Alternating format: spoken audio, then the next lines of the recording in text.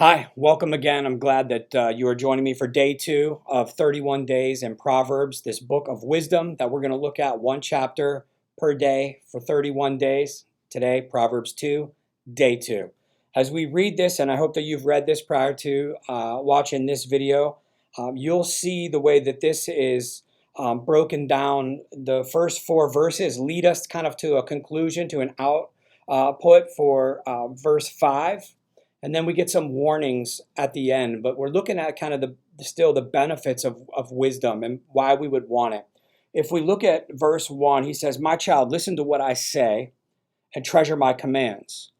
So he's instructing, the reader to listen to what he says, treasure the commands. And then he says this: "Tune your ears to wisdom, concentrate on understanding, cry out for insight, ask for understanding. Search for them as you would for silver, seek them like you would treasures." So he tells us in verses 2, 3, and 4 to do a number of things. He says, listen, to tune, to concentrate, to cry out for, to ask for, to search for wisdom and understanding, which tells us that this is not a casual approach, that wisdom isn't something that, we just catch, by chance. It's something that has to have some intentionality behind it, that we have to pursue it. We have to be passionate about it. There has to be some motivation to want it, to desire it. And he says, if we do those things, verse 4, like we would for silver or hidden treasures, like that word picture, we see, these shows, Bear and Sea Gold, and these things where people are out and they're investing a lot of money and a lot of time to try to find, treasures, things that are of value that aren't easily seen or found.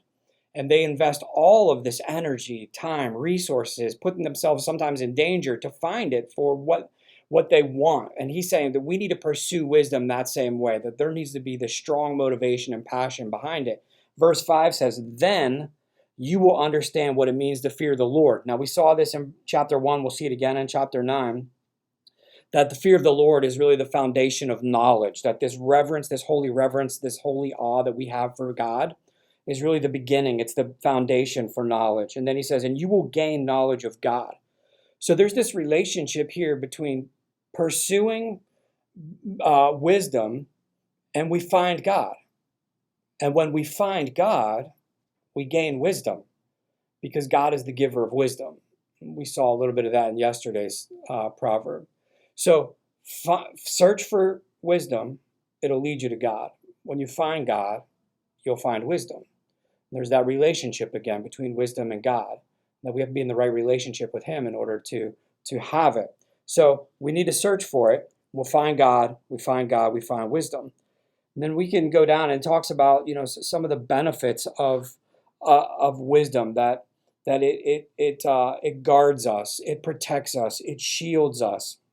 But when we get to verse 10, I think this is an interesting verse. He says, "For wisdom will enter your heart, and knowledge will fill you with joy."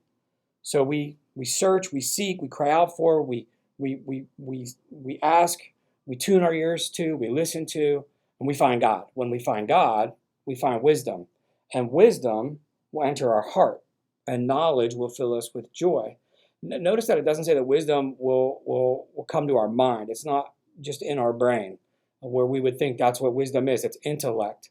But really, the way God works, counter to the world's culture, the world's ways, we would say that if I want to change my life, then I need to change my behavior.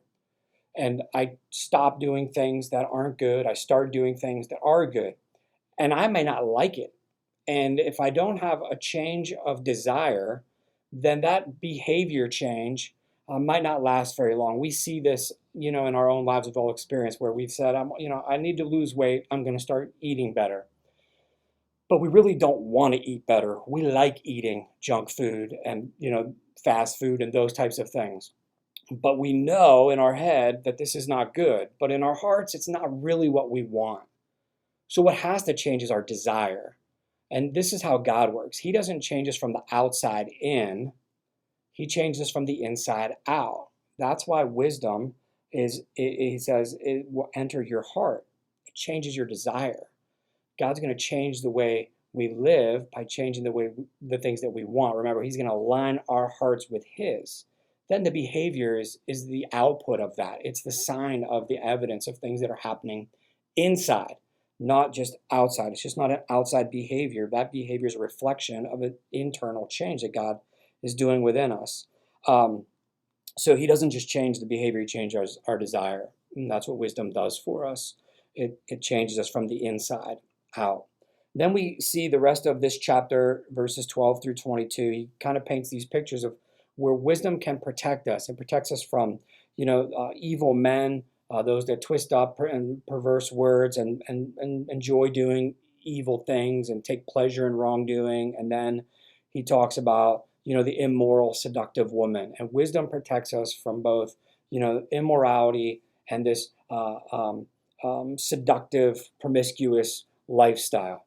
And that's the benefit that wisdom has for us. It not only instructs us and changes us, but then it protects us. It stops us from doing things that we shouldn't do. And we know how easy it is sometimes to find ourselves in places doing things we never wanted to do or thought we would do because the people we're with, the mood we're in, those types of things drive our decisions. But wisdom protects us from following those ways and falling into those types of traps and being in places and doing things we never thought we would do. So for me, chapter 2 talks about if we don't like where we're at in life, if this path that we're on, because remember, wisdom is a journey, not a destination. If I'm in places that I shouldn't be, and I realize that, I got there by listening to the wrong voices. I'm getting directions from the wrong people and places. It's easy. It's simple, I should say, not easy. It's simple to understand where we are and where we need to be. But that journey isn't always easy. It's difficult. But God says, listen to me. Turn your ears to wisdom. Concentrate on understanding. Cry out for insight. Ask for understanding. Search for them. Right? So all we have to do is decide what voices are we going to listen to. Are we going to listen to the voices of the world, of the people around us, of the culture, of society? Or are we going to listen to the voice of God? The destinations are eternally different. God is going to protect us with his word and with his wisdom, and he's going to keep us in the right place and on the right path where we need to be, where it's safe, where his blessing is, where his presence is. Or we can listen to the other voices and be in places of evil, of wrongdoing, and be literally dismantling our life on that path. And it leads to death, as the psalm tells us. That road leads to the grave. So I hope that this helps you today, and I look forward to seeing you tomorrow.